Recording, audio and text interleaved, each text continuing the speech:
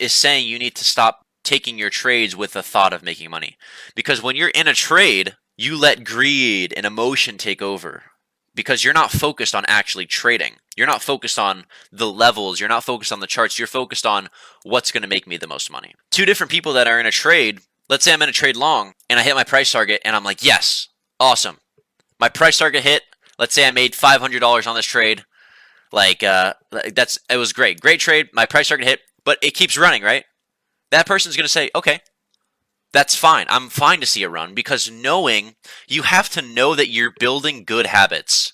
Focus on building good habits, not making money. The people that are going to see my price target get hit and then keep running are going to be, fuck, I sold too early. I would, and then they start doing the math like a fucking idiot. Like they're like, oh, I would have made like, oh, let me check my option contract to like see what it is right now. And then they do the math. They're like, oh my God, I would be up like 2K right now.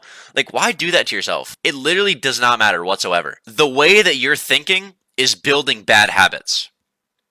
And again, this is subconsciously. You're doing this without realizing it. So then what happens is the next time that you go into a trade, psychologically, you have that past experience still in your head. So right when that price target gets hit, you decide not to take it off because you're expecting the same outcome as last time. You're like, you know what? I'm going to let this run, because you're not thinking actually about the last trade, but you've been building up such bad habits over time that you think it's going to continue running, and you're letting greed and fear take over your analysis over your actual edge. So then you let it run, you keep letting it run, and then it flips against you. And you're like, oh, fuck. And then you start getting emotional. You're like, oh, now what do I do? Like, my price target just got hit, but I didn't take it. So now what? And then it gets back to break even. And you're like, oh, fuck. Like, I think it'll bounce here. I think it'll bounce. And then it goes below your break even. And then you're down. And then you're like, oh, fuck. It's happening so fast that you have no clue what's even happening. And next thing you know, you're down 20, 50% on your contract or whatever you're trading. You cut it. And by the time you cut it, you're like, what the fuck did I just do? So the biggest thing that I promote, guys, the biggest thing that I want you guys to learn from, we are so focused on building good habits. Sometimes losing a trade can be building good habits.